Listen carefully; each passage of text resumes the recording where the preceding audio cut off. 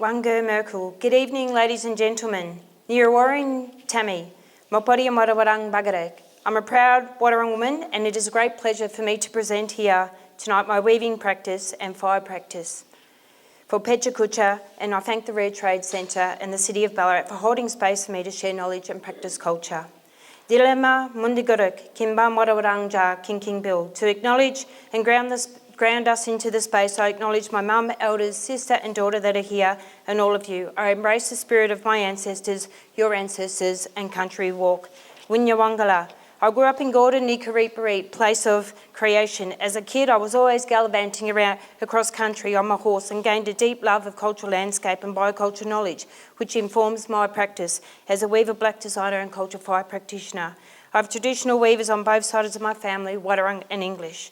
Around 1854, many prospectors arrived in Ballarat, meaning resting place due to the discovery of rich alluvial gold deposits. Along with them was an artist, Eugene von Goddard, who today is very significant as he depicts my ancestors along the Yarramlock River, as we know as a place of carrying fire sticks.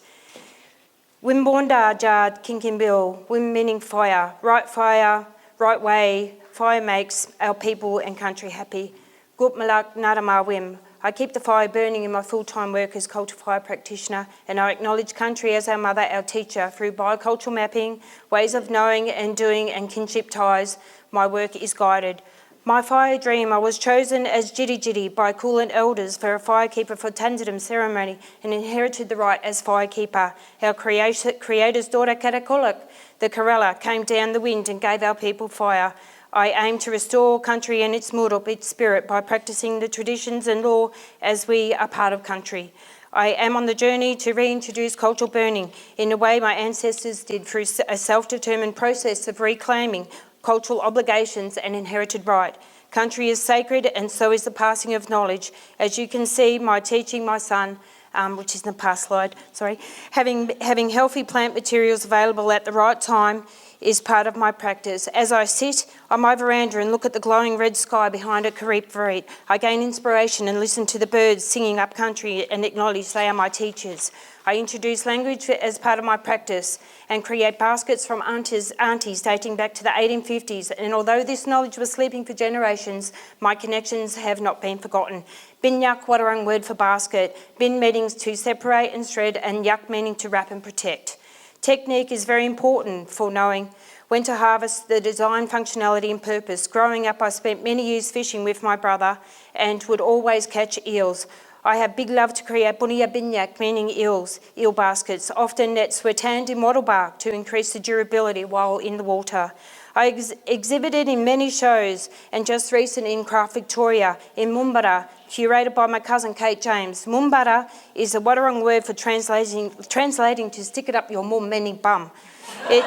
This meaning may seem confronting, but is the brutal truth of a failed referendum. All my work has purpose and every stitch is continuous. I imagine myself in a canoe on the Yarrawee, and each bend I pass country presents a different connection from either the plants, birds or animals. I am always learning. I often walk in two worlds, and this Bunia Binyak eel trap, known as a sock, also displays Western science and Wadawurrung knowledge of cultural practice. This important thing is to acknowledge that we have a sophisticated knowledge systems that Western science is still trying to catch up on. Fishing was a huge part of Wadawurrung life, and our methods were really diverse. Sophisticated eel harvesting systems on our living waters were found on all the rivers and wetlands linked by channels of water. Places of harvest were created from either stone, wood and bark. I have the opportunity in 2022 to participate in the Blak Design Program, an initiative through Koori Heritage Trust, Melbourne, and studied silversmithing at RMIT. I have a fond connection to echidnas and used many quills in my adornments. They contain keratin, like our fingernails, and if processed in the right way, they are beautiful to work with. Bagup, grass trees. They hold many memory on country as the oldest trees, as the flower stalk was used during a cultural burn I did and ceremony. Here a sensory piece, smelling the resin on the burnt circles, representing 3 generations. I used the lost wax casting technique to create a wim kolk designed is a digging stick at the bottom of one, used after a fire to aerate the soil and regenerate. Back to the practice and an example of a lived experience. The picture on the right has a short fin deal at Lake Burrumbeet in it, and the one on the left is part of the collections of the storytelling at Geelong Wool Museum. In 2021, I had the opportunity for my weaving to move more into architecture and the built environment with the design of the Lollipop Creek Primary School in Wyndham Vale. The narrative of my work highlights a presence of aquaculture practiced by my ancestors, reawakening old stories of eel dreaming, connecting songlines, water and showcasing traditional weaving. As I reflect on my journey, my designs, suddenly I have a voice, even if the object or adornment does not speak for itself, but it is the knowing that it comes with purpose and great integrity.